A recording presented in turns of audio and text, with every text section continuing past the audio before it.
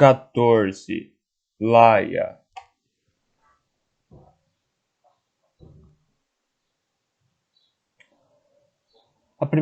A prisão navegante é vazia, fria e sinistramente silenciosa. Enquanto caminho de um lado para o outro, em minha cela mal iluminada, coloco uma mão na parede de pedra. É tão grossa que eu poderia gritar e Darren do outro lado do corredor talvez jamais escutasse. Ele deve estar enlouquecendo. Eu o imagino cerrando e descerrando os punhos, as botas arrastando no chão, se perguntando quando vamos escapar, se vamos escapar. Este lugar talvez não seja calmo, mas ainda assim é uma prisão. E os demônios do meu irmão não o deixarão se esquecer disso. O que significa que devo manter a cabeça no lugar, por nós dois, a fim de encontrar um jeito de sair daqui.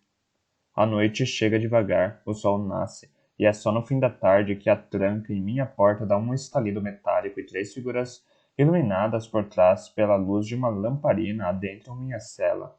Reconheço uma como a capitã que nos prendeu e a outra como uma de suas soldadas. Mas é a terceira mulher, alta e envolta em um manto pesado que chama minha atenção.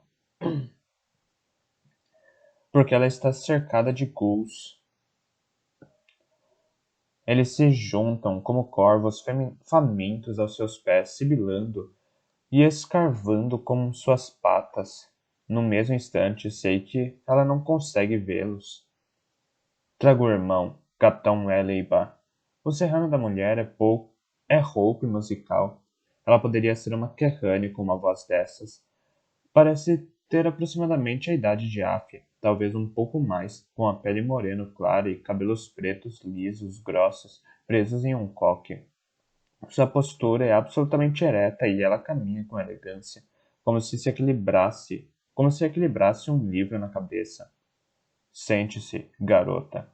Ela diz, e embora sua voz seja bastante agradável, há uma maldade por trás que arrepia os pelos da minha nuca.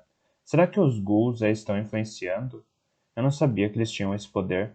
Eles se alimentam do sofrimento, da tristeza e do cheiro de sangue. Espírita humana assim me disse muito tempo atrás. Que dor acomete essa mulher? Darren logo se junta a mim, reduzindo o passo enquanto entra na sala, os olhos arregalados. Ele também vê os ghouls. Quando se senta ao meu lado no catre, pego sua mão e a aperto. Eles não podem nos manter aqui, não vou deixar. A mulher me observa por um longo tempo antes de sorrir. Você. Ela diz para mim. Não lembro em nada, leoa. E você? Olha de relance para Darren. É a imagem cuspida dela. Foi inteligente da parte dela manter os dois escondidos. Imagino que seja por isso que ainda estão vivos. Os ghouls deslizam pelo manto da mulher, sibilando em seu ouvido. Os lábios dela se curvam em um sorriso desdenhoso.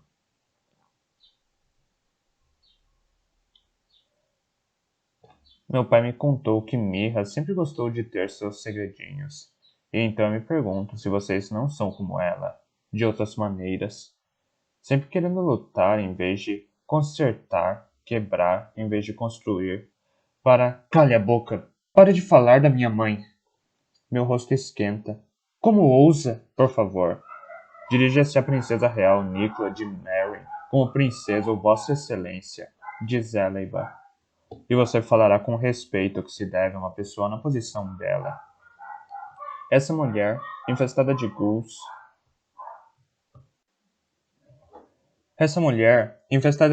influenciando sua mente, um dia governará Mary? Quero afugentar dela as criaturas espectrais, mas não posso fazer isso sem parecer que estou atacando.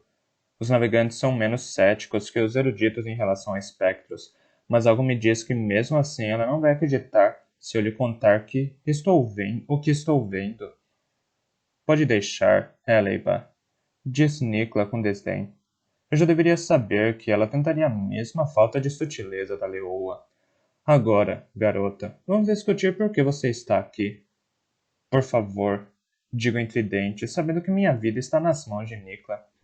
Meu irmão e eu estamos aqui para produzir armamento de aço sérrico, disse Nicola. Fornecê-lo aos refugiados eruditos que enxameiam a cidade, instigar uma rebelião. desafiar os navegantes apesar de tudo o que fazemos pelo seu povo desde que o Império os tornou refugiados há centenas de anos. Estou tão pasma que quase não consigo falar. Não, gaguejo. Não, princesa. A senhora entendeu errado. Não estamos aqui para fazer armamentos. Nós. Devo contar a ela. Devo contar sobre o Portador da Noite? Sobre Shaiva? Penso nas histórias da violência espectral surdas ao longo da estrada, histórias que tenho ouvido há meses. Os ghouls talvez lhe digam que estou mentindo, mas preciso alertá-la. Uma ameaça se aproxima, princesa. Uma grande ameaça. Sem dúvida a senhora já ouviu histórias de barcos navegantes que afundam em mares calmos, de crianças que desaparecem no meio da noite. Ao lado de Nikla, Eleiba parece tensa, os olhos procurando imediatamente os meus, cheios de reconhecimento. Ela sabe, mas Nikla ergue a mão. Os ghouls dão risadinhas asquerosas, os olhos vermelhos rasgados, fixos em mim. Você mandou seus aliados primeiro para disseminar essas mentiras entre a população erudita. Ela diz. Histórias de monstros saídos das lendas. Sim, seus amiguinhos cumpriram bem o dever. Arraj, o Escritai. Elias me avisou que o líder dos Escritai espalharia as histórias das minhas façanhas para quem quisesse ouvir. Eu não dei muita importância. Elas sacramentaram a sua reputação entre os eruditos recém-chegados, uma população subjugada e facilmente manipulável. E então você chegou com seu irmão, com o legado de sua mãe, e as promessas de aço sérrico, salvação e segurança. Todos os rebeldes contam a mesma história, garota. Ela só muda em um pouco conforme quem conta. Não queremos problemas. Minha ansiedade aumenta, mas penso em meu avô, em quando ele fez o parto de gêmeos e eu entrei em pânico. Era meu primeiro parto e com algumas palavras sua serenidade me acalmou até minhas mãos pararem de tremer. Nós só queremos, não seja condescendente. Meu povo fez tudo pelo seu. Nikla anda de um lado para o outro da pequena cela, os ghouls a seguindo como uma matilha de cães leais. Nós os recebemos em nossa cidade e os integramos na sociedade, na cultura navegantes. Mas nossa generosidade tem limites. Aqui, em Merrin, não somos sádicos como os marciais, mas não aceitamos encrenqueiros. Saiba que se vocês não cooperarem comigo, ordenarei a Capitã Eleiba que coloque os dois no próximo navio para as terras tribais. Como fizemos com seus amigos. Ah, infernos. Então foi isso que aconteceu a Raj, Tess e os outros Escritai. Céus, espero que estejam bem. As terras tribais estão tomadas de marciais. Tento conter a ira, mas quanto mais a mulher fala, mais quero As terras tribais estão tomadas de marciais. Tento conter a ira, mas quanto mais a mulher fala, mais quero gritar. Se a senhora nos mandar para lá, seremos mortos ou escravizados. Realmente. Nico inclina a cabeça e a luz da lamparina torna seus olhos tão vermelhos quanto os dos ghouls. Teria o portador da noite colocado os ghouls em sua volta? Seria ela mais um de seus aliados humanos, como diretor da prisão ou a comandante? Eu tenho uma oferta para você. Darin de Serra. Prossegue Nikla. Se eu tiver um mínimo de bom senso, verá que é mais que justa. Você quer produzir aço sérrico, não é? Muito bem. Produza aço sérrico para o exército navegante. Nós providenciaremos tudo o que ele precisa, assim como acomodações para você e sua irmã. Não. O olhar de Darren está fixo no chão e ele balança a cabeça. Eu não vou fazer isso. Observo que ele diz não vou fazer. Ele não diz não posso fazer. Uma centelha de esperança brilha dentro de mim. Será que meu irmão lembra como produzir o aço no fim das contas? Será que algo no caminho da floresta, do anoitecer até Adissa se soltou, permitindo que ele se lembrasse do que Spiro lhe ensinou? Pense melhor. Eu não vou fazer isso. Darren se levanta, pairando sobre Nikla. Eleiba se coloca à frente da princesa, mas meu irmão fala em voz baixa, as mãos abertas junto ao corpo. Não vou armar outro grupo de pessoas para que meu próprio povo viva à sua mercê. Por favor, nos deixe ir. Chuta os ghouls, espalhando-os por um momento antes que se aglutinem novamente em torno de Nikla. Não temos nenhuma intenção de prejudicá-la e a senhora tem coisas mais importantes para se preocupar do que dois eruditos que não querem se meter em encrenca. O Império se voltou contra as tribos e talvez se volte contra Meryn também. Os marciais têm um acordo com Meryn. Eles tinham um acordo com as tribos também, digo. E, no entanto, centenas foram mortos ou capturados no deserto tribal. O novo imperador. A senhora não conhece, princesa. Ele é diferente. Não é uma pessoa com quem se possa trabalhar. Não fale de política comigo, garotinha. Ela não vê o gul que se pendura ao lado do rosto dela, a boca aberta em um sorriso odioso. A visão dele me deixa enjoada. Eu já era uma força a ser reconhecida na corte do meu pai bem antes de você nascer. Ela se vira para Darren. Minha oferta está de pé. Faça armas para o meu exército ou tente a sorte nas terras tribais. Você vem até amanhã de manhã para decidir. Você tem até amanhã de manhã para decidir. Darren e eu não perdemos tempo discutindo a oferta de Nicola. Sei que não há a menor chance de ele aceitar. Os ghouls têm as garras cravadas na princesa. O que provavelmente significa que o Portador da Noite tem uma mão na política navegante.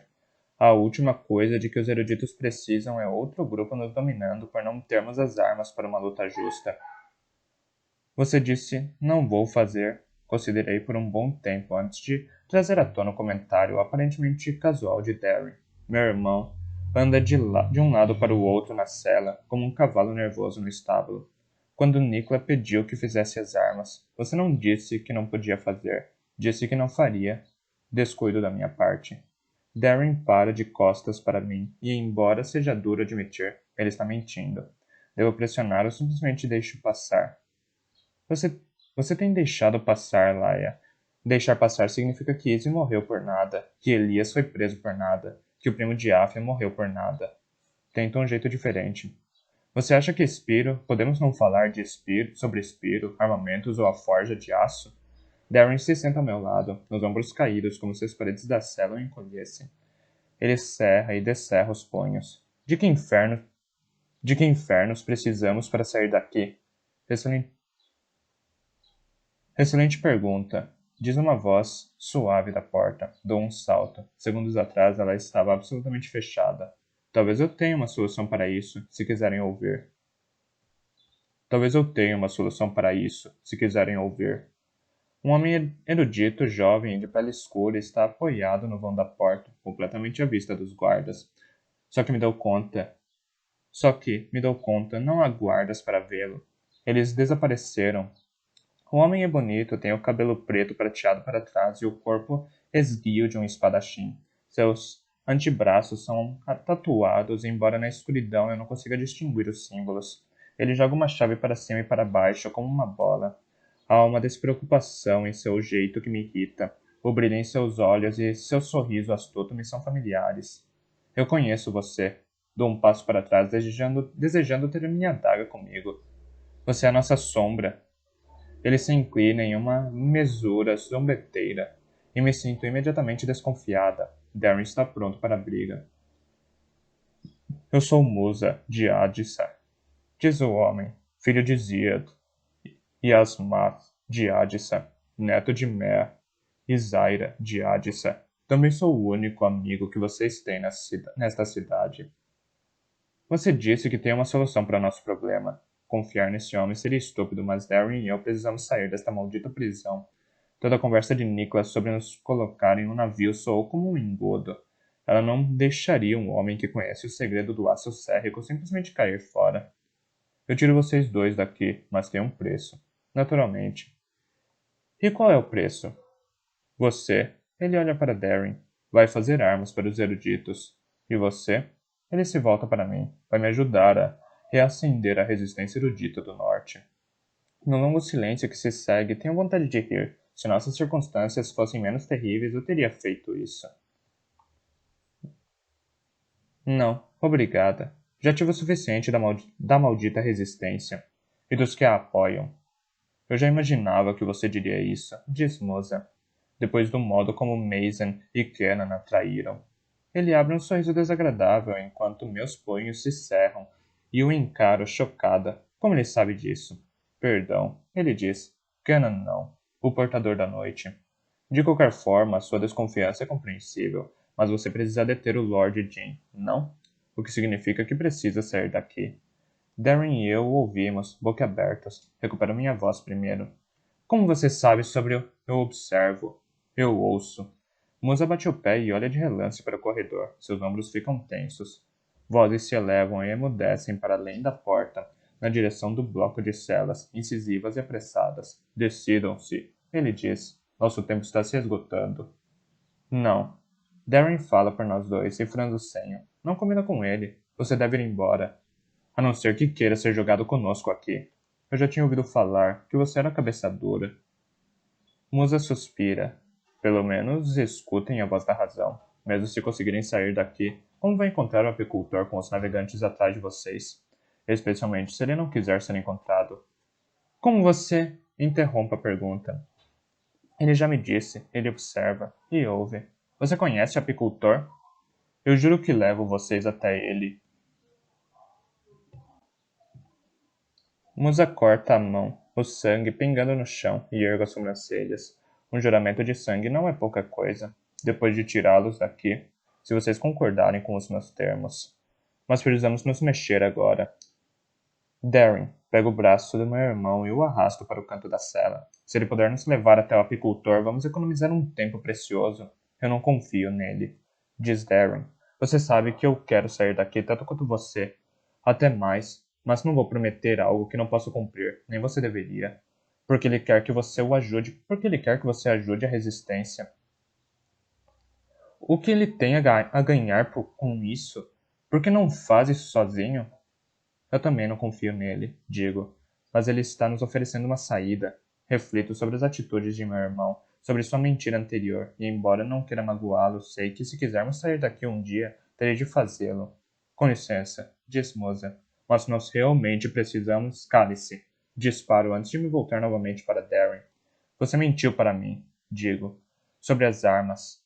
Não. Levantou a mão em protesto. Não estou brava, mas acho que você não compreende o que está fazendo. Você está escolhendo não fazer as armas. É uma escolha egoísta. Nosso povo precisa de você, Darren. E isso deveria importar mais do que os seus desejos ou a sua dor. Você viu o que está acontecendo lá fora com os eruditos, digo. Isso não vai parar. Mesmo se eu derrotar o Portador da Noite, nós estaremos sempre em desvantagem, a não ser que possamos nos defender. Nós precisamos do aço sérrico. Laia, eu quero produzi-lo. Eu quero. Então tente.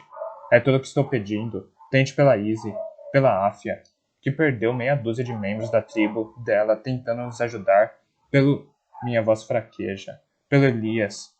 Pela vida da qual ele abriu mão por você. Os olhos azuis de Darren se arregalam de surpresa e dor.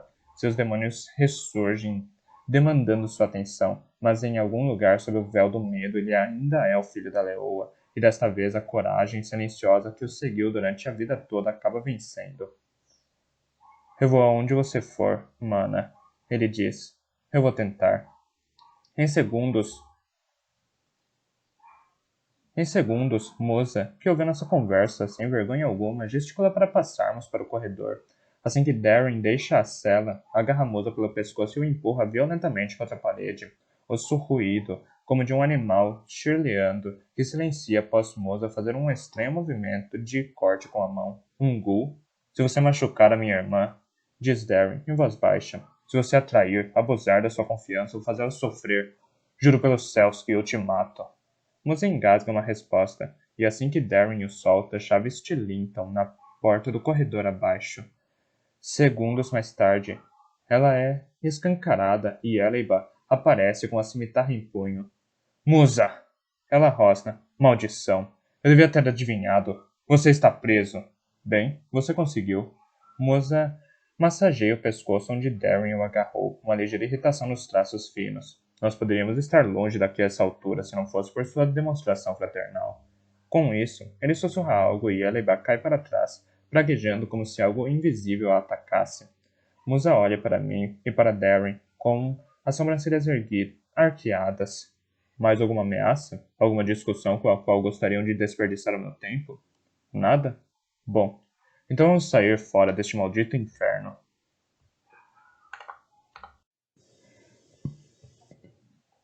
O amanhecer se aproxima quando Musa, Darren e eu saímos de uma alfaiataria para as ruas de Addison. Minha cabeça gira com a série de estranhos túneis, passagens, becos interconectados que Musa pegou para nos trazer aqui, até aqui. Nós conseguimos sair. Estamos livres. O timing não foi ruim, disse Musa. Se nos apressarmos, podemos chegar a uma casa segura antes. Espere. Eu pego pelo ombro. Nós não vamos a parte alguma com você. Ao meu lado, Darren anui veementemente. Não até você nos contar quem é. Por que a Capitã Hele... Por que a Capitã Eleiba te conhecia? Que infernos a atacou? Eu ouvi um ruído, como de um ghoul, levando-se em consideração que a princesa Nicola está rodeada por eles. Você compreende por que estou preocupada? Musa se livra facilmente do meu aperto e alisa a camisa, que noto ser bastante fina para um erudito.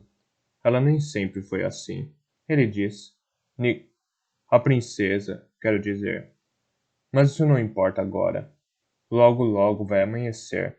Realmente não temos tempo. Pare de dar desculpas, Osmo. E comece a dar explicações. Musa resmunga, irritado. Se eu responder a uma pergunta, ele diz, você vai parar de ser tão irritante e me deixar levá-los para uma casa segura? Considera a questão, olhando de relance para Darren.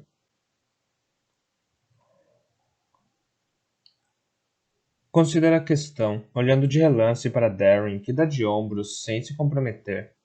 Agora que Musa nos tirou da prisão, preciso de apenas uma informação dele. Assim que a conseguir, posso me tornar invisível e nocauteá-lo. Então Darren e eu poderemos desaparecer. Muito bem, concordo. Muito bem, concordo. Quem é o apicultor e como posso encontrá-lo? Ah, Laia de Serra. Seus dentes brancos brilham como os de um cavalo presunçoso. Ele me estende o braço e, sob o sol clareando, finalmente tenho uma visão próxima de suas tatuagens. Dezenas delas, grandes e pequenas, todas amontoadas em torno de uma colmeia. Abelhas. Sou eu, é claro, disse Moça. Não vá me dizer que você não tinha adivinhado.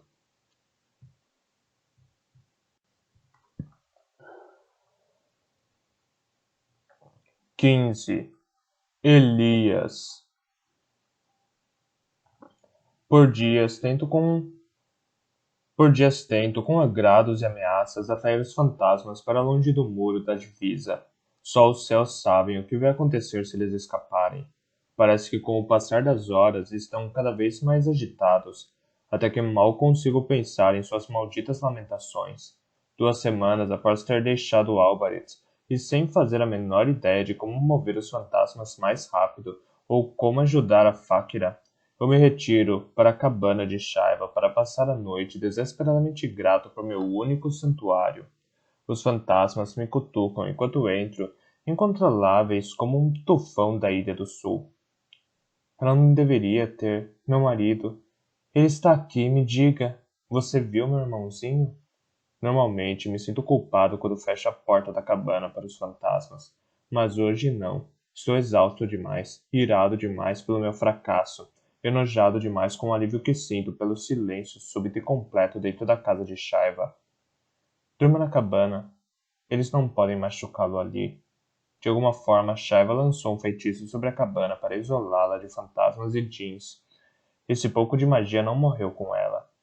Ela sabia que eu precisaria de um lugar onde pudesse colocar a cabeça no lugar. Eu sou grato por isso. Mas minha gratidão não dura muito. Após preparar uma refeição miserável da qual Shaiva teria rido, não consigo pegar no sono. Ando em círculos, a culpa corroendo minhas entranhas. As botas da apanhadora de almas ainda estão ao lado de sua cama. As flechas que ela, que ela empenava seguem intocadas em sua mesa de trabalho. Esses pequenos sinais de vida costumavam me confortar, especialmente nos dias após sua morte. Assim como a própria cabana, eles me faziam lembrar que ela acreditava que eu poderia ser o apanhador de almas. Mas esta noite a memória dela me atormenta. Por que você não me ouviu, Elias? Por que não aprendeu? Céus, ela ficaria tão desapontada. Chuto a porta violentamente, uma decisão estúpida, pois agora meu pé dói. Eu me pergunto se minha vida inteira será uma série de momentos nos quais percebo que sou um idiota, muito tempo depois de ser possível fazer algo a respeito.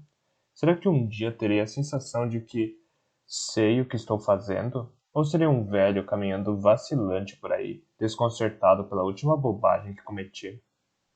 Não seja patético. Estranhamente, a voz tensa de Carrie Veturius se eleva em minha mente. Você sabe qual é a pergunta? Como faço para mover os fantasmas mais rápido? Agora encontre a resposta. Pense. Considere as palavras de Albaret. Você precisa mover os espíritos, e para fazer isso, precisa se retirar do mundo. Uma variação do conselho de Shaiva, mas eu já me retirei do mundo. Eu disse adeus a Laia e Darin, mantive distante todos os outros que se aproximaram da floresta. Saqueio provisões silenciosamente dos vilarejos em vez de comprá-las de outro ser humano, como eu gostaria. A floresta vai lhe mostrar sua memória dissimulada. Os mistérios se referiam a Mouth ou a algo mais nessa frase? Floresta pode dizer respeito a algo completamente diferente, Albaret disse. Os fantasmas, talvez, mas eles não passam tempo suficiente no lugar de espera para saber de alguma coisa. Se bem que agora que penso nisso, nem todos os espíritos seguem adiante rapidamente. Assopro. Pego minhas cimitarras, mais por hábito do que por realmente precisar delas, e saio para a floresta. Um instante antes de entrar na cabana, ouvi sua voz, mas ela não está aqui agora. Maldição, Elias, pense. Assopro costumava evitar Shaiva. Quando chega a falar alguma coisa, é para mim, e é sempre sobre o seu amorzinho. E diferentemente dos outros fantasmas, ela gosta de água, sempre fica à espreita junto a uma fonte logo ao sul da cabana. A trilha até ela é bem aberta. Quando me mudei para a cabana, Shaiva não perdeu tempo em passar para mim todas as tarefas relativas à busca de água. Qual o sentido de ter músculos? Ela brincou. Se você não consegue carregar coisas para os outros? Percebo um lampejo branco quando me aproximo e logo encontro a Sopro na beira da fonte, olhando fixamente para ela. Ela vira o rosto em minha direção e esvoaça para trás. Não está com vontade de falar, mas não posso deixá-la ir. Está procurando seu amorzinho, certo? Assopro, para e aparece à minha frente tão rápido que balanço para trás. Você sabe onde ela está? Sua voz fina, dolorosamente feliz. E a culpa revira o meu estômago. Ah, não exatamente, respondo. Mas talvez você possa me ajudar e eu possa ajudá-la. Ela inclina a cabeça, considerando. Estou tentando aprender sobre.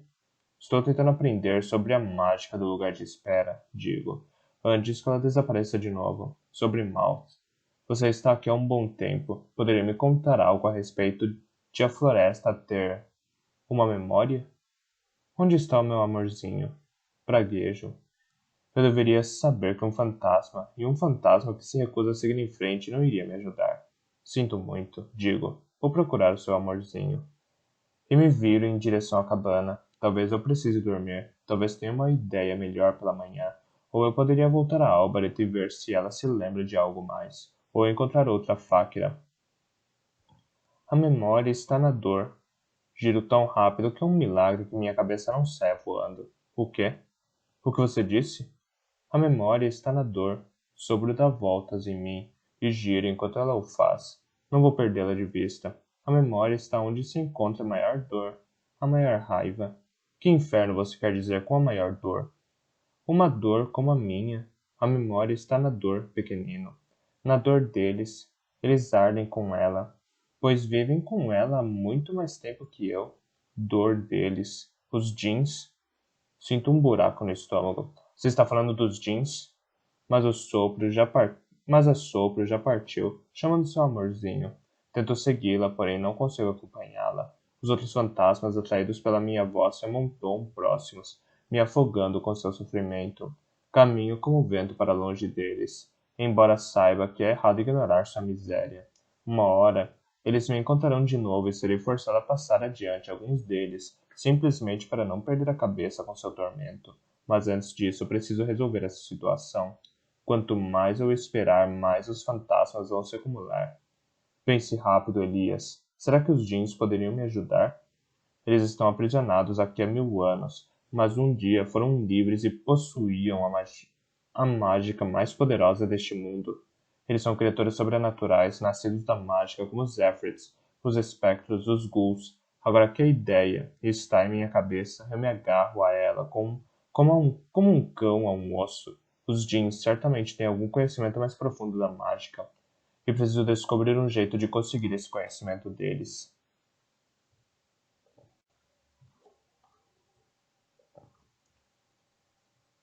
16. Águia de sangue. Os Pater de Navion, diz o portador da noite, enquanto deixamos as tocas. Gostariam de lhe dar as boas-vindas. Eu mal o escuto. Ele sabe que Lívia está grávida e vai compartilhar essa informação com a comandante. Minha irmã vai enfrentar agressores e assassinos, provavelmente nos próximos dias, e não estou lá para protegê-la. Harper se deixa ficar para trás, falando com urgência com o guarda negro que nos trouxe os cavalos. Agora que sabe da gravidez, ele enviará ordens para Ferris e Radius triplicarem a guarda em torno de Lívia. Os Páteres estão na ilha? Pergunta o portador da noite. Sem dúvida, Águia. Por ora, preciso depositar minha fé nos guarda-costas de Lívia. Minha questão mais imediata é a comandante. Ela já assumiu a dianteira ao enviar o portador da noite para me desestabilizar. Ela me quer enfraquecida, mas não vou lhe dar essa satisfação. Ela quer me mandar para a ilha? Tudo bem, preciso assumir o controle desse navio antes que afunde, de qualquer forma. Se os páteres estiverem próximos, melhor ainda. Eles podem testemunhar enquanto arranco o poder das mãos de Caris. À medida que cavalgamos pelas ruas, a total devastação do ataque Carcão fica evidente em cada prédio, em ruínas, em cada rua marcada pelo fogo. O chão estremece e o silvo inconfundível de uma pedra partindo de uma balista rasga o ar. Quando nos aproximamos da ilha, o portador da noite é forçado a mudar de caminho, levando-nos mais para perto do bairro sudoeste de Navion, tomado pelo conflito. Gritos e berros dominam a atmosfera, misturando-se ao rugir do fogo. Puxo um lenço para bloquear os cheiros sufocantes de carne e pedra queimadas. Um grupo de plebeus passa correndo, a maioria sem carregar nada, exceto crianças e trouxas de roupa nas costas. Observo uma mulher com o capuz puxado sobre a cabeça. O rosto e o corpo estão escondidos por um manto, as mãos manchadas de um tom dourado profundo. A cor é tão incomum que instiga o meu cavalo a avançar para ver mais de perto. Uma brigada de incêndio passa a galope, baldes de água do mar respingando por toda parte. Assim que saem de vista, noto que a mulher desapareceu. Soldados guiam famílias para longe do caos, que se dissemina rapidamente. Pedidos de ajuda parecem vir de todos os lados. Uma criança com o rosto ensanguentado está parada no meio de um beco, atônita, e em silêncio, sem um responsável à vista. Ela não deve ter mais que 4 anos e instintivamente vira o cavalo em sua direção. Águia, não! Habitas reaparece e instiga sua montaria para a frente da minha. Um dos homens vai cuidar dela. Precisamos chegar à ilha. Eu me forço a virar de costas, ignorando o impulso de ir até a criança e curá-la. O sentimento é tão forte que preciso agarrar minha sela, entrelaçando os dedos por baixo dela para não desmontar. O portador da noite me observa montado em um garanhão branco como uma nuvem. Não percebo maldade, apenas curiosidade. Você não é como ela, ele constata. A comandante não é uma mulher do povo. Achei que você gostasse disso nela, levando-se em consideração que também não é um homem do povo. Eu não sou um homem do seu povo, corrige o portador da noite. Mas me pergunto quanto a Caris. Vocês humanos cedem sua lealdade com tamanha disposição por apenas uma fagulha de esperança. E você acha que somos tolos por causa disso? Balança a cabeça. A esperança é mais forte que o medo. É mais forte que o ódio. Precisamente, águia de sangue. Caris poderia usar isso como arma, mas não o faz. Que insensatez. Ele é um mau aliado, penso comigo mesmo, ou está insatisfeito, para criticá-la tão abertamente. Eu não sou o aliado dela, águia de sangue. O portador da noite inclina a cabeça e percebe sua diversão. Sou o mestre dela. Cerca de meia hora depois, vemos o porto duplo em forma de chave de Navion. O porto mercador retangular que se abre para o mar foi destruído. O canal está atolhado de mastros queimados e velas rasgadas e encharcadas. As enormes correntes enferrujadas que protegem o porto brilham com musgos e cracas, mas pelo menos estão posicionadas. Por que as malditas não estavam assim quando Grimmer atacou? Onde estavam os guardas nas torres de vigília? Por que não conseguiram impedir o ataque? Na extremidade norte, o porto mercador se abre em um porto inteiro, compreendido por dois anéis. Na extremidade norte, o porto mercador se abre em um porto interno, compreendido por dois anéis. A ilha é o anel central, cercado, conectado à terra firme por uma ponte. Uma torre provida de ameias domina a ilha. Do topo é possível ver a costa de cima a baixo por quilômetros. O anel exterior do porto é uma doca circular coberta com centenas de rampas de lançamento para a frota marcial. Suas dimensões são impressionantes. Dex pragueja conforme nos aproximamos. Os barcos estão atracados, Hagia, ele diz. Estamos apanhando sem reagir. Embora o relatório anterior de Harper dissesse o mesmo, não acredito até ver os barcos balançando tranquilamente nas amarras. Quando enfim chegamos à ponte que leva à ilha, eu me detenho. Pendurado em uma corda sobre o muro, vejo o almirante Lênidas, com um corvo gordo empoleirado sobre seu corpo retorcido. Mordo o lábio para não vomitar. Os membros quebrados e a pele marcada por chicotadas contam a história de uma morte lenta e dolorosa. Subo a escada para a torre de vigília, 2 degraus de cada vez. Dex e Harper correm para me alcançar. O último limpa da garganta antes de entrarmos na sala do comando. Hagia. Ele se inclina para perto, evidentemente incomodado. Ela armou a encenação. Não desempenha o papel que ela preparou para você. Anuou brevemente. Ele achou que eu não sabia disso? E entro na torre. Os homens de Vetúria de guarda imediatamente batem continência. A comandante berra ordens para os mensageiros levarem para as torres de tambores, ignorando-me completamente. O alto comandante de Navion, com uma dezena de Patters, está reunido em torno de um mapa disposto sobre uma mesa enorme. Todos se viram, ao mesmo tempo. Sobrinho. Reconheço Janos Atrios, tio de Dex e pater da gens Atria. Ele ranui em um rápido cumprimento ao sobrinho antes de me saudar. Não consigo ler sua expressão, mas ele olha de solsaio para Caris antes de falar. Um olhar feito para que eu perceba, creio. Hagia, você foi colocado a par da situação? Metade do bairro sudoeste está em chamas, digo. Isso é tudo o que preciso saber. Por que não estamos contra-atacando? A noite levará horas para cair. Precisamos usar a luz que resta. Janos em poucos outros paters. Janos e poucos outros paters resmungam em concordância. Mas os demais balançam a cabeça. Alguns elevando a voz em discussão. O almirante Argos e o vice-almirante Vicelius trocam um olhar de desgosto que não me passa despercebido. Não encontrarei um aliado em nenhum dos dois. Águia de sangue. A comandante terminou com os mensageiros e sua voz fria silencia a sala, apesar do ódio que toma conta de mim com seu tom condescendente. Admiro a forma como ela exerce seu poder. Embora os homens nesta sala sejam lordes de suas próprias gens, nenhum deles a desafiaria.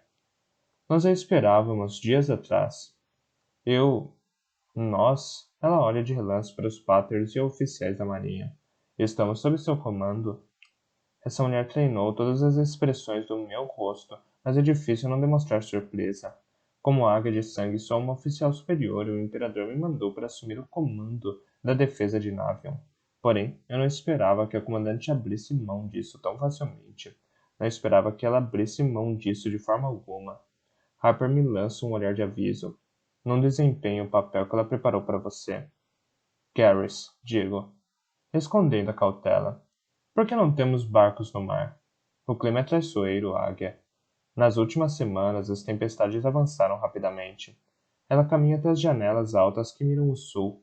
Daqui consigo ver a costa inteira, assim como mastros distantes da enorme frota Carcão. Aquele barco de nuvens, ela não em sua direção, está estacionado ali há 3 dias.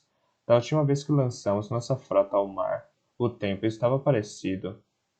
Leônidas conhecia o tempo no mar melhor do que ninguém. Leônidas ignorou as ordens de uma oficial superior simplesmente porque ela comanda um exército em vez de uma marinha. O almirante Argos lidera uma das gentes mercadoras mais poderosas e sua ira com os navios perdidos é evidente. A general Vetúria ordenou a ele que não colocasse a frota no mar, mas ele não ouviu. Todos nós.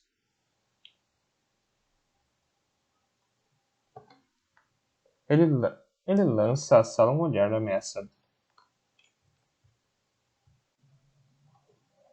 Leônidas ignorou as ordens de uma oficial superior simplesmente porque ela comanda um exército em vez de uma marinha. O almirante Argos lidera uma das gentes marcadoras mais poderosas e sua ira com os navios perdidos é evidente. A general Vetúria ordenou a ele que não colocasse a frota do mar.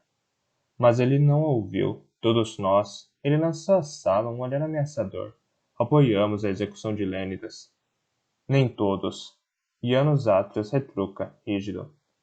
Lênidas não é o ponto, digo. O velho está morto, e embora não merecesse morrer em desgraça, essa não é uma batalha que posso vencer. Caris, você esteve no bairro sudoeste desde que o ataque começou? Argos abre caminho e se coloca à minha frente como um sapo gordo e hostil. O comandante tem, a meu lado, Dex desembainha a cimitarra até metade. Me interrompa mais uma vez, Argos, rosno, e ordenarei ao capitão Atreus que me faça um colar com as suas entranhas. Os Paters caem em silêncio e os deixo considerar a ameaça antes de falar. Paters, digo, não vou lançar a frota sem a sua aprovação, mas considerem as nossas perdas. Mais de 1000 pessoas já foram mortas e dezenas morrem a cada hora que passa. Vi crianças com os membros arrancados por explosões, mulheres presas debaixo de escombros, morrendo lentamente. Grimmar e Carcal é um inimigo feroz.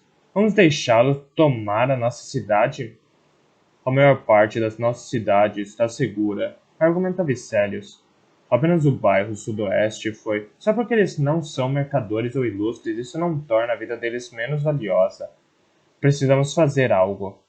Garrys ergue a mão para silenciar seus aliados. As balistas da torre de vigia estão longe demais dos navios para causar qualquer dano de verdade. Eu a corto. Céus, qual era o seu plano? Ficar sentado aqui e deixar que eles nos destruíssem? Nosso plano era deixar que eles acreditassem que poderiam tomar a cidade, diz a comandante.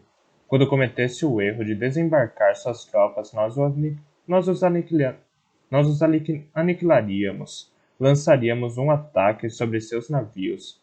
Ela aponta isso no mapa. De uma caverna próxima para onde levaríamos a frota à noite, e deteríamos as forças terrestres Carcão enquanto capturávamos seus barcos, que substituiriam aqueles que os mercadores perderam no ataque ao porto.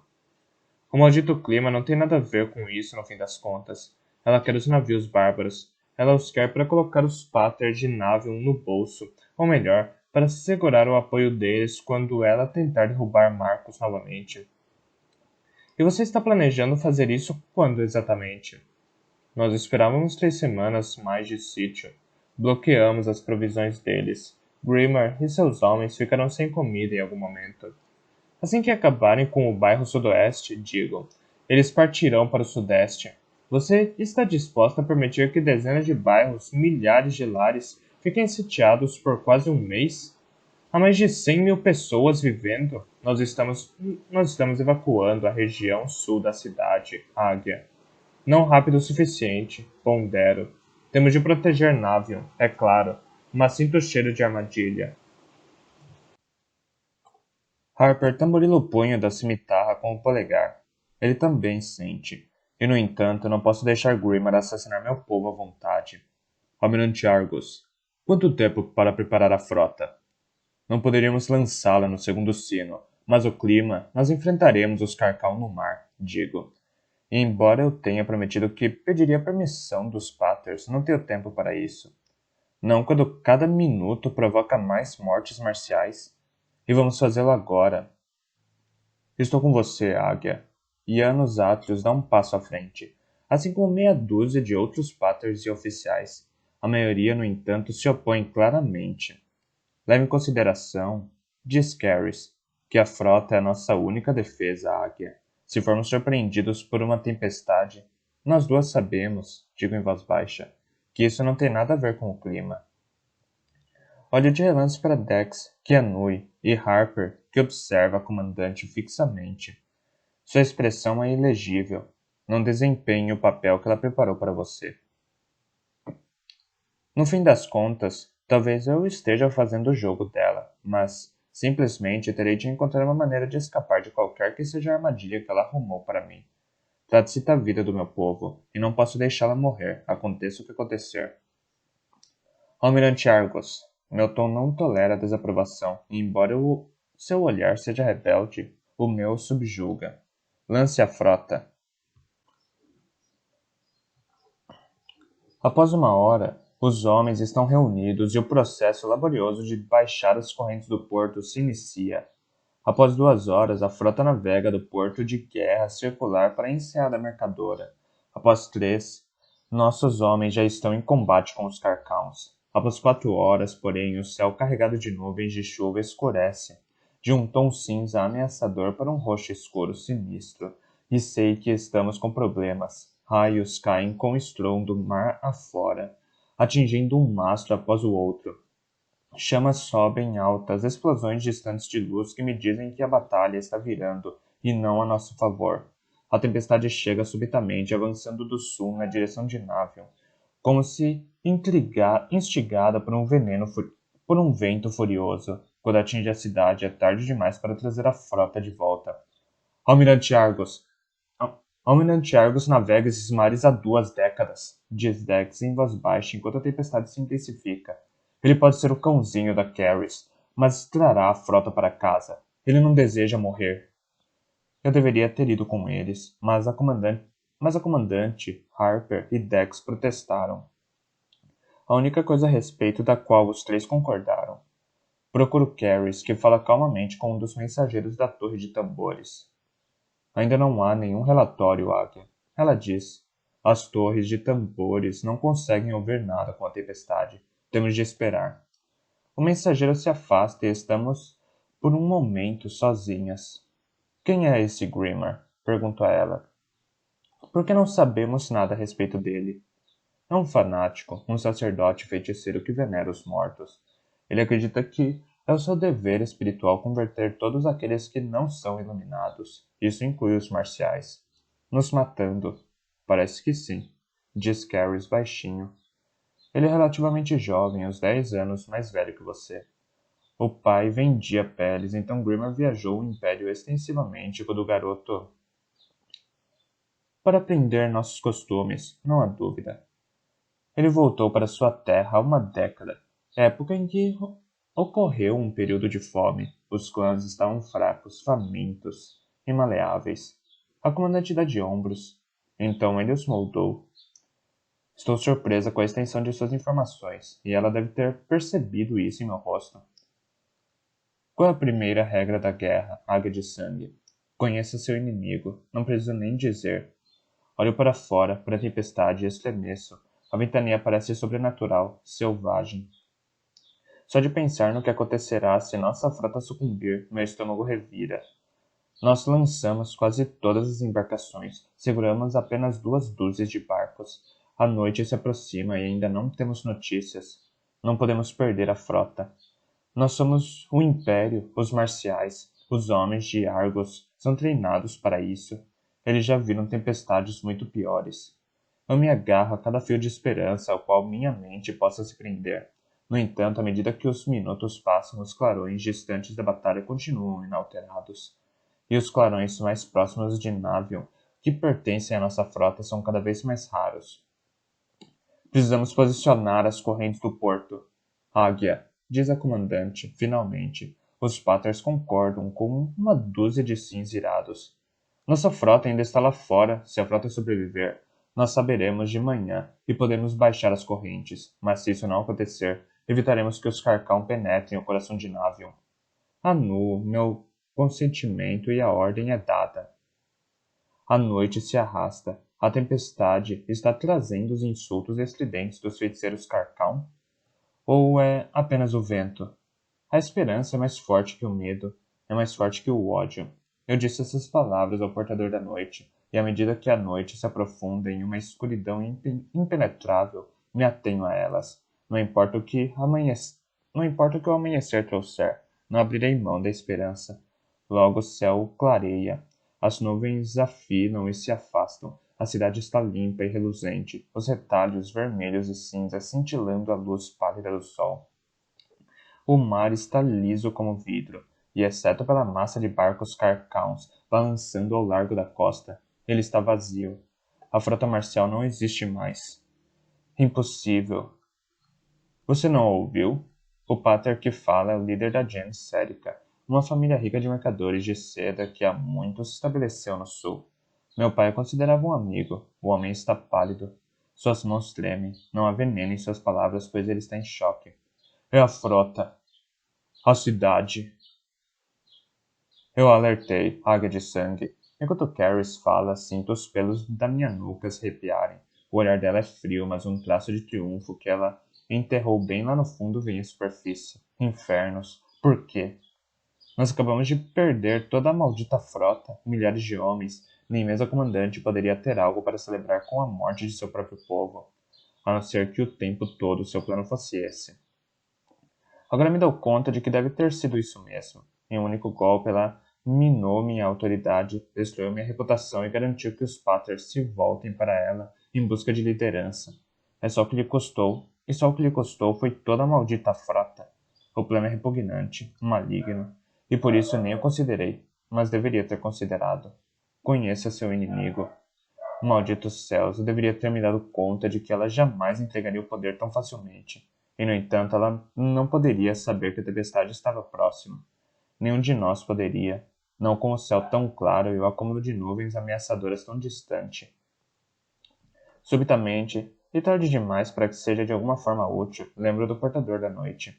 Posso me deixar na ilha, ele desapareceu. Não pensei mais nele. Mas e o seu poder? Ele consegue criar tempestades? Ele faria isso? E se assim fosse, a comandante teria lhe pedido uma coisa dessas? Ela poderia ter provado a minha incompetência de mil maneiras. Perder a frota inteira parece excessivo. Mesmo comigo fora do caminho, como ela vai defender Navion sem uma marinha? Não. Algo mais está acontecendo, alguma outra jogada. Mas qual? Olho para Dex, que balança a cabeça, arrasado. Não tenho coragem de olhar para Harper. Vou até a praia para ver se há algo a ser ouvido dos naufrágios, diz a comandante. Com sua licença, águia. Vá. Os Paters deixam a sala, sem dúvida para levar a notícia aos demais membros de suas gens. Caris o segue. Na porta, ela para, vira. Ela é a comandante de novo, e eu, a aluna ignorante. Seus olhos estão exultantes e predadores, o exato oposto do que deveriam estar, considerando a nossa perda. Carrie sorri, o sorriso presunçoso de uma assassina afiando as lâminas para matar. Bem-vinda, Navion, águia de sangue. 17. Laia. Já é noite alta quando chegamos à casa segura de Musa, uma forja enfiada no estaleiro central de Adissa, um pouco além do acampamento de refugiados eruditos. A esta hora o estaleiro está vazio, suas ruas silenciosas, sinistramente sombreadas pelos esqueletos de embarcações em construção. Musa não olha nem de relance sobre o ombro, enquanto abre a porta dos fundos da forja, mas estou apreensiva, incapaz de me livrar da sensação de que alguém ou algo nos observa. Em poucas, ho- em poucas horas, essa sensação passa e o estaleiro troveja com os gritos de construtores, o bater dos martelos e o ranger da madeira à medida que ela é pregada no lugar. Do meu quarto, no segundo andar da forja, espio lá embaixo um pátio onde uma mulher erudita de cabelos grisalhos atiça um fogo já crepitante. A cacofonia que cerca o lugar é perfeita para a produção clandestina de armas, e Musa disse que conseguiria qualquer material de que Darren precisasse. O que significa que meu irmão precisa fazer armas. Ele não tem mais desculpas. Eu, por outro lado, talvez ainda encontre uma saída para a barganha que Musa insistiu em me propor. Você vai me ajudar a reacender a resistência erudita do norte. Por que Musa não fez isso ainda? Ele tem recursos e deve haver centenas de eruditos que adeririam ao movimento, especialmente após o genocídio do Império. Algo mais está acontecendo, algo que ele não está me contando. Após um banho muito necessário, desço ao andar de baixo trajando um vestido de lã vermelho escuro e botas novas e macias que só estão um pouco grandes. O estalido de aço contra aço ecoa no pátio e duas mulheres riem acima do ruído. Embora a forja fique no pátio, o prédio onde estou tem os toques pessoais de uma casa, tapetes grossos, um chale jogado sobre uma cômoda e alegres lamparinas tribais. No pé da escada, um corredor largo e extenso leva a uma sala de desenho. A porta está escancarada e a voz de Musa chega até mim. Tem um amplo conhecimento e pode ajudá-lo, diz ele. Quando você pode começar? Uma longa pausa.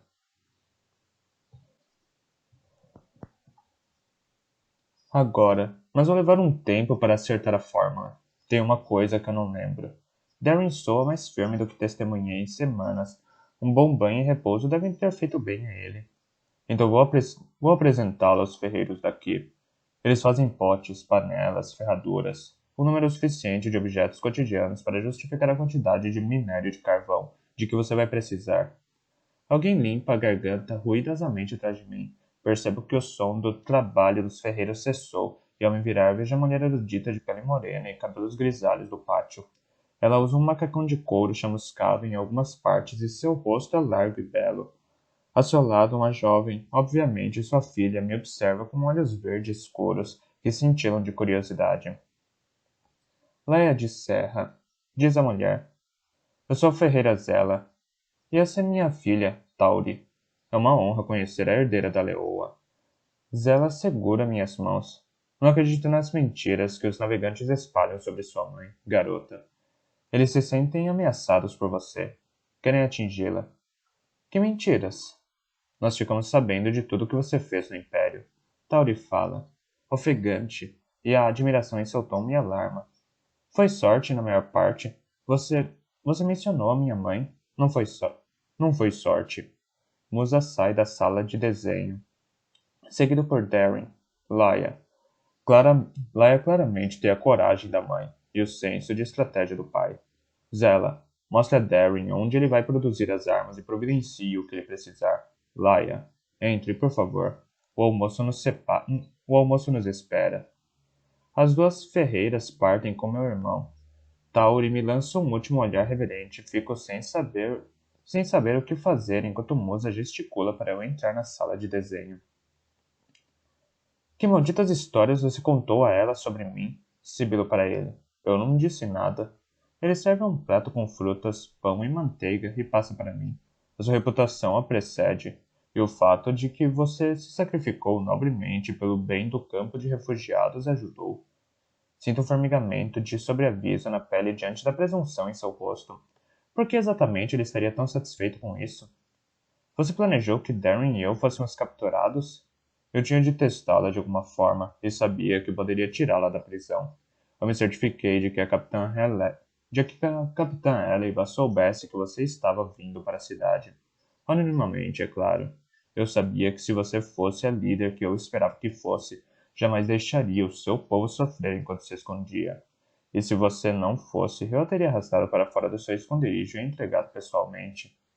Estreito os olhos para ele. O que você quer dizer com líder?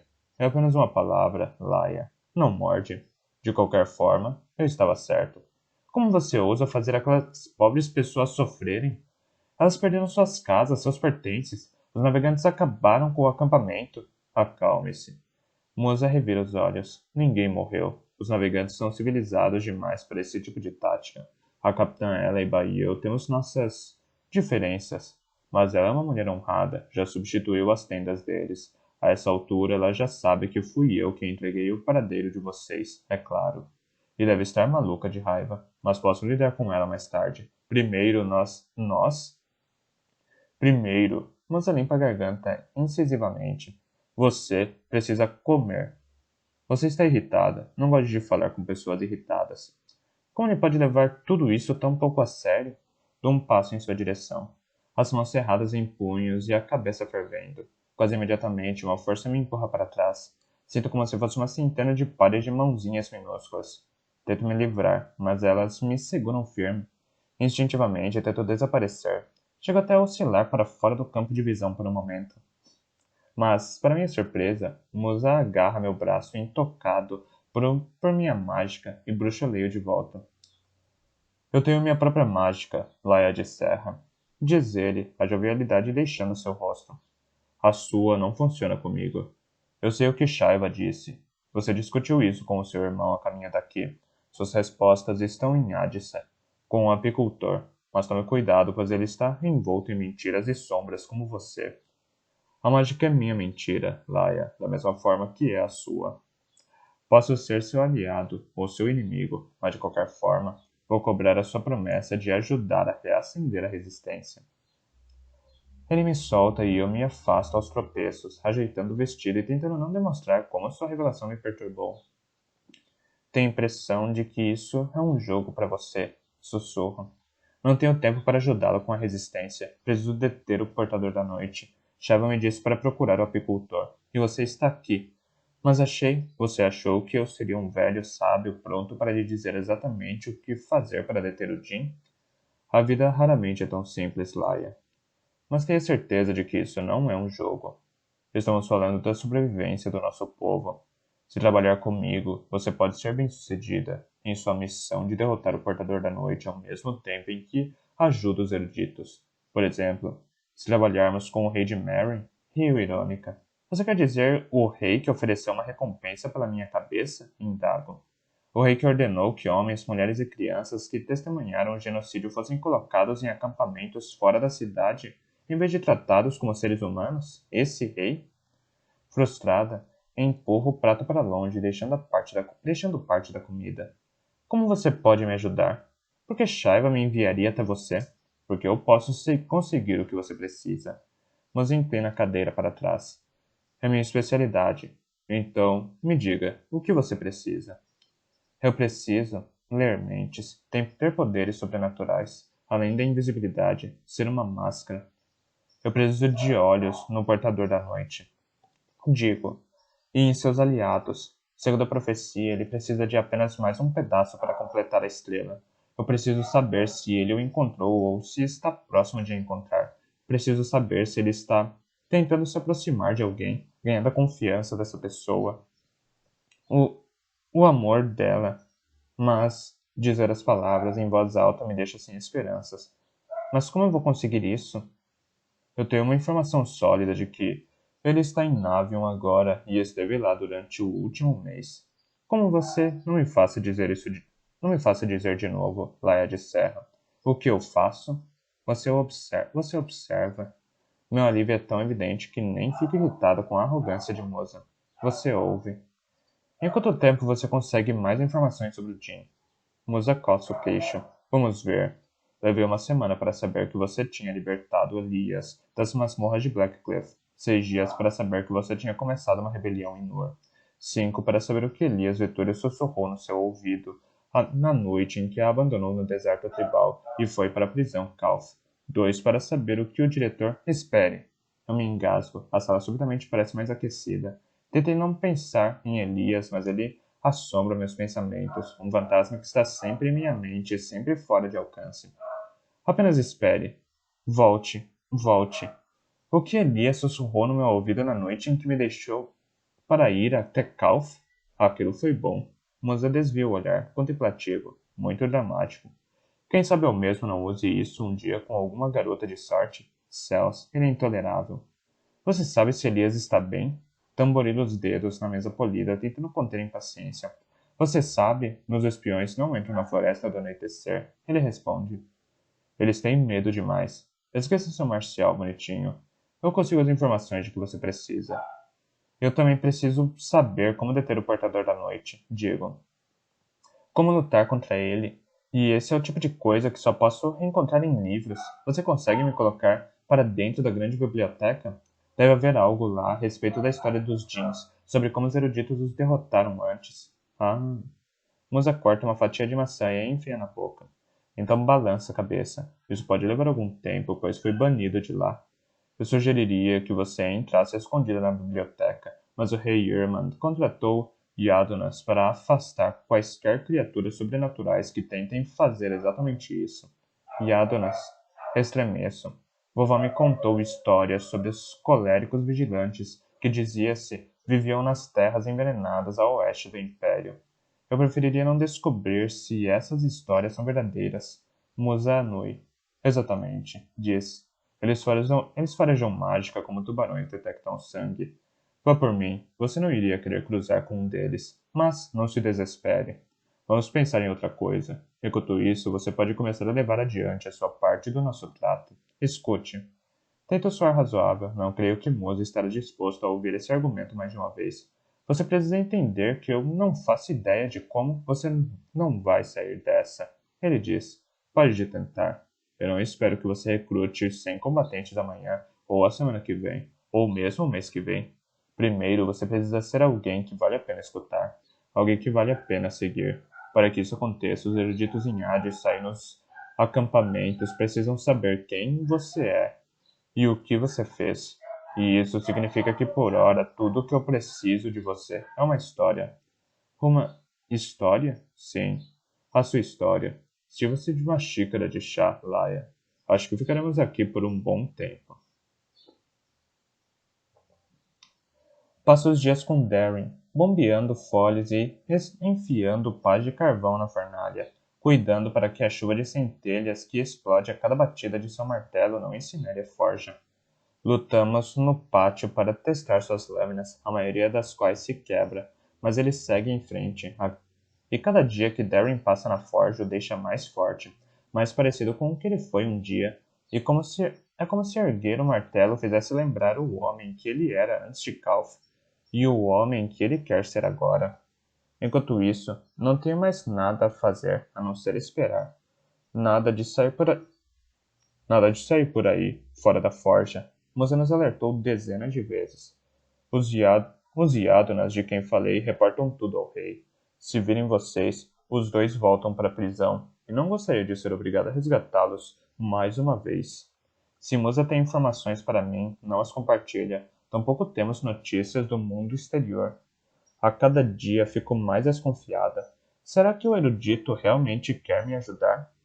Ou suas promessas não passam de um artifício para conseguir que Darren faça as armas? Uma semana passa voando, então outra. A lua da semente está a meras 8 semanas, e passa o tempo testando espadas que seguem quebrando.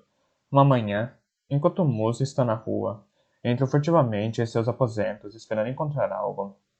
Qualquer coisa a respeito de seu passado, da resistência ou de sua rede de informações. Mas tudo que descubro é que ele gosta de amêndoas cristalizadas, que encontra enfiadas em gavetas, debaixo da cama e incrivelmente dentro de um par de botas velhas. Na maioria das noites, Musa me apresenta a outros eruditos que ele conhece e nos quais confia. Alguns são refugiados como eu, mas muitos são eruditos de Adissa. Todas as vezes tenho de recontar a minha história. Todas as vezes Musa se recusa a explicar seu plano para a reativação da resistência. O que você estava pensando, Shaiba? Por que me mandou até esse homem? Finalmente, chegam notícias na forma de um pergaminho que aparece nas mãos de Musa certa noite. No meio do jantar, Darren e Zella conversam animados. Tauri está me contando a história de uma garota do campo de refugiados de quem ela gosta. E eu encaro Musa que está tranquilamente enchendo a pança, como se o destino do mundo não dependesse de sua capacidade de obter informações para mim. Meu olhar fixo é a única razão pela qual cheguei a ver o pergaminho. Um segundo um segundo ele não está ali. No próximo, Musou está desenrolando. O portador da noite, ele anuncia. Está em Navion, com a comandante, os Paters da cidade, a Águia de Sangue e seus homens. Ele não deixa a cidade há semanas. Parece que há uma disputa interna entre a comandante e a águia de sangue. Resmungo. Isso não me ajuda em nada. Eu preciso saber quem ele está vendo, com quem está falando. Aparentemente, ele passa a maior parte do tempo em seus aposentos, se recuperando de ter afundado a frota marcial. Diz Moza. Deve ser desgastante assassinar milhares de homens e mandar suas embarcações para o fundo do mar. Eu preciso de mais, reclamo. Ele deve estar fazendo algo além de descansar em seus aposentos. Será que está cercado de criaturas sobrenaturais? Elas estão se fortalecendo? Como estão as tribos? Mas Musa não tem nada mais a oferecer. Não ainda, pelo menos. O que significa que tenho que assumir as rédeas da situação. Eu preciso sair daqui e ir à cidade. Com Yadonaz ou não, preciso ao menos saber o que está acontecendo em outras partes do Império. Após o jantar, enquanto Darren, Tauri e Zella discutem as diferentes argilas usadas para resfriar uma lâmina, eu bocejo e peço licença. Moza já se retirou há um bom tempo e paro rapidamente diante de seu quarto. Roncos ressoam lá de dentro. Momentos mais tarde estou invisível e abrindo o caminho para o oeste, na direção dos mercados centrais de Addison. Embora eu tenha passado apenas alguns momentos no campo de refugiados, a diferença entre ele e a cidade navegante é gritante. O acampamento não passava de um atoleiro com tendas sujas. As ruas de pedra de Addison são repletas de casas, em tons azuis e violeta, mais vivas à noite que durante o dia. O acampamento era um amontoado de jovens eruditos com ossos saltados e a barriga inchada. Aqui não vejo uma única criança passando fome. Que tipo de rei permitiria isso? Não há espaço nesta cidade enorme para as almas eruditas que congelam além dos portões. Talvez não seja o rei. Talvez seja a filha dele, infestada de ghouls. As criaturas esvoaçam pelo mercado também, um flagelo fervilhando à espreita nas cercanias das multidões. No centro da cidade, navegantes em trajes coloridos pechincham, se divertem e fecham negócios. Pipas de seda flutuam como barcos no céu, e paro para admirar vasos de cerâmica com livros inteiros pintados nas laterais. Um vidente de Ankan, no extremo sul, mexe com os nervos das pessoas, lendo a sorte delas e é observado por uma Yadona de olhos pintados, as moedas de ouro presas em sua testa refletindo a luz. Lembro do aviso de Musa e me afasto da mulher. Por toda a minha volta, navegantes caminham pelas ruas com uma convicção que acho que jamais possuirei. A liberdade deste lugar, a tranquilidade dele. Tenho a impressão de que nada disso é para mim ou o meu povo. Tudo isso pertence aos outros, àqueles que não habitam a encruzilhada da incerteza com a desesperança. Pertence às pessoas tão acostumadas a viver livres que não conseguem imaginar um mundo em que isso não aconteça. Você acha? As tribos não vão se entregar fácil como os eruditos. Elas não vão permitir que seu povo seja escravizado. Dois cozinheiros navegantes discutem em voz alta entre os estalos de bolinhos sendo fritos, e eu me aproximo. Eu entendo a ira deles. Um diz, mas atacar moradores inocentes? Alguém me dá um esbarrão e por pouco consigo manter a invisibilidade. Há gente demais aqui. Então os deixo para trás e só paro quando vejo um grupo de crianças junto a um bonde Blackcliff. Ela incendiou Blackcliff e matou um máscara. Alguns são eruditos de Addison, bem vestidas e alimentadas. Outras são navegantes, todas amontoadas em volta de cartazes de procura-se, que retratam meu rosto, o de Darren e, para minha surpresa, o de Musa. Ouvi dizer que ela esfaqueou o diretor de Calf no rosto. Acho que ela vai nos salvar dos espectros. Tudo que eu preciso de você é uma boa história, disse Musa. É estranho ouvir essa história agora, alterada para algo completamente diferente. O tio Moza falou que ela tem poderes mágicos como a leoa. Meu pai disse que o tio Moza é um mentiroso e que a leoa era uma tola e assassina. Minha mãe falou que a leoa matou crianças. Meu coração dá um nó. Sei que suas palavras não deveriam me incomodar. São apenas crianças, mas tenho vontade de me mostrar de qualquer forma. Ela era divertida e inteligente, quero dizer, conseguia acertar um pardal em um galho a 100 passos de distância. O que ela sempre quis foi a liberdade verdadeira para nós, para vocês. Ela só queria o melhor. Outra criança surge no beco. Kehane! Kehane! Ela grita. As crianças saem correndo para um pátio próximo, onde uma voz grave se eleva, vibra e se precipita. uma Kehrani contando uma história. Eu a sigo e me deparo com o pátio lotado pelo público, que prende a respiração coletivamente. A Kehrani tem cabelos grisalhos e um rosto que testemunhou milhares de histórias. Ela usa um vestido bordado até o meio das canelas e, por baixo, uma calça larga com espelhinhos na bainha que refletem a luz das lamparinas. Sua voz é rouca e, embora eu devesse seguir em frente, encontrou lugar vazio contra a parede para ouvir. Os ghouls cercaram a criança, atraídos por sua tristeza. Ela fala serrano e seu sotaque é acentuado. E embora ele desejasse ajudar a irmã doente, as criaturas sobrenaturais sussurraram mentiras em seus ouvidos, até que o seu coração ficou tão retorcido quanto as raízes de uma velha árvore Jin. Enquanto Kaihane canta sua história, percebo que há verdade nela. De algum modo, eu não testemunhei exatamente o que ela descreveu, só que com a princesa Nikla, então me dou conta de que os contos das Kehanes têm tanto de história quanto qualquer livro da grande biblioteca. Talvez até mais, pois não há ceticismo nas histórias antigas que possa esconder a verdade. Quanto mais considero a questão, mais empolgado eu fico. Elias aprendeu a destruir Efforts com uma canção que Mamihila cantava para ele. E se as histórias puderem me ajudar a compreender o Portador da Noite? E se elas puderem me contar como detê-lo? Minha empolgação é tanta que me afasto da parede e vou na direção da Kirrane.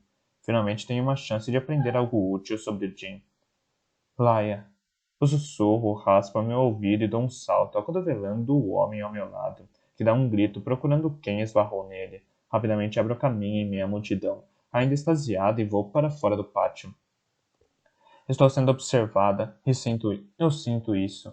E o que quer que seja, não quero criar nenhum tipo de confusão entre as pessoas que ouvem a Kehrani. Volto aos empurrões para o mercado lotado, olhando repetidas vezes. Traços negros de sombra esvoaçam junto ao meu campo de visão. Serão ghouls ou algo pior? Apresso o passo saindo do mercado e entrando numa rua lateral, tranquila. Olho para trás mais uma vez. O passado vai queimar e nada o impedirá. Reconheço o sussurro, a maneira como ele arranha minha mente, feito garras podres. O portador da noite. Estou assustada demais até para gritar. Tudo o que consigo fazer é ficar paralisada. Eu me viro, tentando distingui-lo nas sombras. Apareça. Minha voz mal passa de um murmúrio. Apareça, seu monstro. Como ousa me julgar, Laia de Serra? Como pode quando você não conhece a escuridão que habita seu próprio coração? Não tenho medo de você. É mentira. E ele dá uma risadinha em resposta. Eu pisco.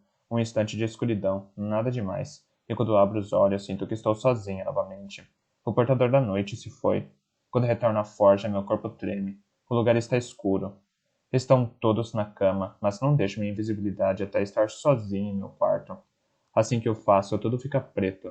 Estou de pé em um quarto, uma cela, percebo. Só consigo visualizar uma mulher na escuridão. Ela está cantando. Uma estrela veio para minha casa e a iluminou de glória. A canção flutua em minha volta, embora as palavras soem abafadas. Um ruído estranho parte a canção como o galho de uma árvore se quebrando. Quando abro os olhos, a visão sumiu, assim como a cantoria. A casa está em silêncio, exceto pelo ressonar de Darren, que dorme no quarto ao lado. Que inferno foi aquilo? Será que a mágica está me afetando ou o portador da noite? Será ele brincando com a minha mente? Eu me sento rapidamente, olhando de relance ao redor do quarto escuro. Sinto o bracelete de Elias quente em minha mão. Imagino sua voz. As sombras são apenas sombras, Laia. O portador da noite não pode machucá-la. Mas ele pode. Ele machucou. Eu ia fazer isso de novo. Deito na cama, recusando-me a soltar o bracelete e tentando manter a voz grave e calmante de Elias em minha mente. Mas continuo vendo o rosto do portador da noite, ouvindo sua voz, e o rosto não vem.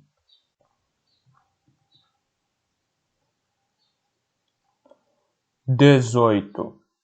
Elias. Os jeans sabem que estou vindo. Assim que chego ao seu bosque, me sinto angustiada por um silêncio como que de expectativa, uma espera. Estranho como o silêncio pode falar tão alto quanto um grito. Sim, eles sabem que estou aqui. E sabem que quero algo.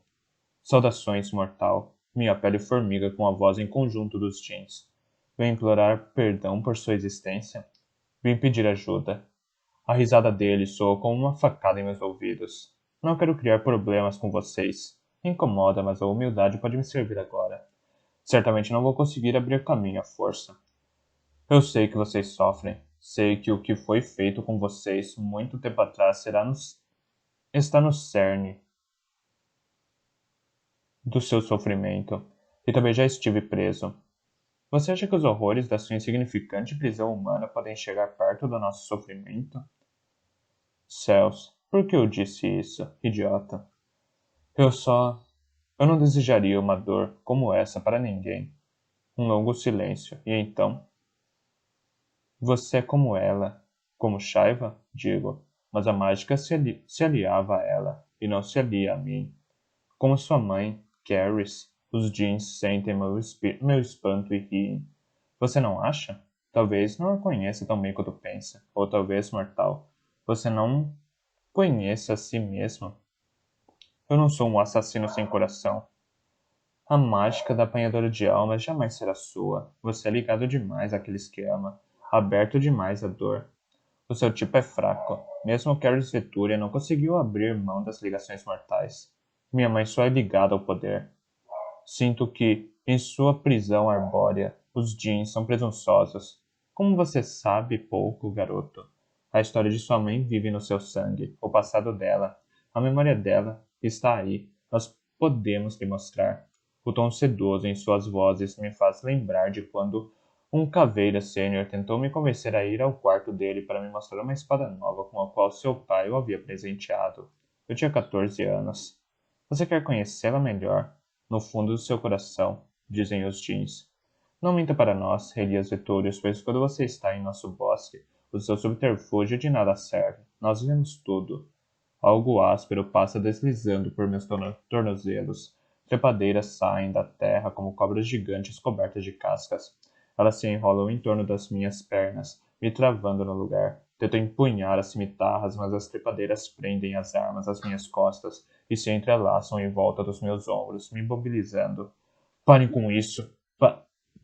Os jeans abrem caminho à força em minha mente, sondando, revirando e examinando-a, trazendo seu fogo para lugares que jamais deveriam ver a luz. Eu resisto, mas não adianta. Estou preso em minha própria mente, em minhas memórias. Vejo a mim mesmo como um bebê novamente, olhando para cima, para o rosto prateado de uma mulher, cujos longos cabelos loiros estão escurecidos de suor. As mãos da combatente estão ensanguentadas, seu rosto afogueado. O corpo dela treme, mas quando toca meu rosto, seus dedos são delicados. Você se parece com ela. Ela sussurra. Não aparenta estar brava, como sempre achei que estaria. Em vez disso, ela parece perplexa, quase desnorteada. Então eu observo a mim mesmo como um garoto de 4 anos, perambulando pelo acampamento Saif, uma jaqueta grossa abotoada até o queixo na noite fria de inverno, enquanto as outras crianças tribais se amontoam em torno de Mamihila para ouvir uma história aterrorizante a respeito do rei sem nome. Observo o jovem Elias caminhar pelo deserto rochoso para além do círculo das carruagens. A galáxia é uma nuvem pálida cruzando o céu ônix. Na noite clara o suficiente para eu encontrar meu caminho adiante. Do oeste, um ruído surdo, rítmico se aproxima. Um cavalo se materializa em um rochedo próximo. Uma mulher desmonta, a armadura reluzente brilhando por baixo de pesados mantos tribais. Uma dezena de lâminas cintila em seu peito e suas costas. O vento castiga a terra dura e seca à sua volta. Na luz resplandecente das estrelas, seu cabelo loiro tem o mesmo tom prateado que o rosto. Isso não aconteceu, penso, nervoso. Não me lembro disso. Ela me abandonou. Ela jamais voltou. Carrie Vettori se agacha sobre o joelho, mas permanece a alguns metros de distância, como se não quisesse me assustar. Ela parece tão jovem, mal consigo acreditar que é ela. Qual o seu nome? Finalmente reconheço algo a respeito. A voz dura, tão fria e sem sentimento quanto a terra sob nossos pés. Elias. Elias. A comandante prolonga meu nome como se buscasse seu significado. Volte para a caravana, Elias. Criaturas sombrias andam pelo deserto à noite. Não ouço minha resposta, pois agora estou em um quarto sem nada além de um catre, uma mesa e uma lareira larga. As janelas arqueadas e as paredes espessas, assim como o cheiro de sal, me dizem que estou em Navion. O verão chegou rapidamente ao sul e o ar quente e pesado se derrama pelas janelas. Apesar disso, o fogo arde na lareira. Carrie é mais velha, mais do que quando a vi pela primeira vez, meses atrás, um pouco antes de ela me envenenar. Ela ergue a camisa de baixo e examina o que parece ser um machucado, embora seja difícil dizer, tendo em vista que sua pele é prateada. Lembro que ela roubou a camisa de metal vivo da águia de sangue muito tempo atrás. Ela se fundiu ao seu corpo tão perfeitamente quanto a máscara se fundiu ao rosto. A tatuagem, sempre Vito, é claramente visível por baixo do prateado da camisa. Só que agora ela diz sempre Vittorio, sempre Vittorio. Enquanto ela avalia, o machucado nota um objeto estranho na sala, mais extraordinário ainda em razão da simplicidade dos aposentos. É uma escultura rústica de cerâmica. Uma mãe segurando uma criança. A comandante a ignora deliberadamente. Então baixa a camisa e coloca a armadura de volta, enquanto olha fixamente para o espelho manchado. Seu olhar se desvia para a escultura. Caris a observa no reflexo, cautelosa, como se o objeto pudesse despertar a vida. Então gira sobre os calcanhares, a agarra e joga quase casualmente no fogo da lareira. Em seguida, chama alguém pela porta fechada. Momentos mais tarde, entra um escravo. A comandante anui para a escultura em chamas. Você a encontrou, ela diz. Falou com alguém sobre isso? Diante da negação do homem, a comandante anui e pede para ele se aproximar. Não faça isso. Quero dizer a ele, fuja! Mal consigo distinguir as mãos de minha mãe enquanto ela quebra o pescoço do homem. Eu me pergunto se ela chegou a sentir algo. Melhor deixar assim, ela diz para o corpo caído. Você não acha? Pisco e estou de volta ao Bosque Jim. Não há trepadeiras me prendendo ao solo da floresta e o amanhecer pinta o bosque de vermelho e laranja. Horas se passaram. Os jeans ainda voam em minha mente. Eu os rechaço, expulsando-os e empurrando-os para dentro de sua própria consciência. Sua surpresa é palpável, e por um momento eles baixam a guarda. Sinto sua ira, seu choque, uma dor profunda compartilhada e um pânico rapidamente reprimido. Uma dissimulação. Então, sou deixado. Vocês estão escondendo algo, digo, ofegante. Vocês, olhem para suas fronteiras, Elias Vetúrios, rosnam os jeans. Veja o que provocamos. Um ataque. Sinto-o tão claramente quanto um ataque sobre meu próprio corpo. Mas essa agressão não vem de fora da floresta, vem de dentro. Vá e veja o horror dos fantasmas que se libertam do lugar de espera. Veja o seu povo devastado. Você não pode mudar isso. Não pode parar. Praguejo ouvindo as palavras do adivinho de tanto tempo atrás jogadas de volta na minha cara. Caminho como o vento até a divisa ao sul, com uma velocidade que rivaliza com a de Shaiva. Quando chego, milhares de fantasmas se aglomeram em um ponto, pressionando a divisa com uma violência focada, quase bestiais, em seu desejo de escapar. Busco Mouth, sua mágica, mas é como tentar agarrar o ar. Os fantasmas se dividem enquanto abro caminho no meio deles, a decepção aos guinchos reverberando em meus ossos. A fronteira parece intacta, mas os espíritos ainda poderiam ter escapado. Corro as mãos sobre o muro dourado reluzente, tentando encontrar algum ponto sensível. Ao longe, o azul e vermelho das carruagens da tribo Nazur brilham à luz do amanhecer. A fumaça dos fogareiros desvanecendo no céu tempestuoso. Para minha surpresa, o acampamento se expandiu e se aproximou da floresta. Reconheço as carruagens drapeadas, de verde e dourado, formando um círculo não muito distante das margens do mar do anoitecer. A tribo Nur, de Áfia, se juntou à tribo de Albarit. Por que Áfia está aqui? Com os marciais tão beligerantes, as tribos não deveriam se reunir em um lugar só. Áfia é esperta o suficiente para saber disso. Banu al-Mouth, Albarit surge em uma depressão no terreno logo à frente. Fakira. Saio da floresta, o pulso ainda batendo forte, cauteloso, mas não sinto nada fora do comum. Agora não é realmente uma boa. Elias, maldito Vetúrios.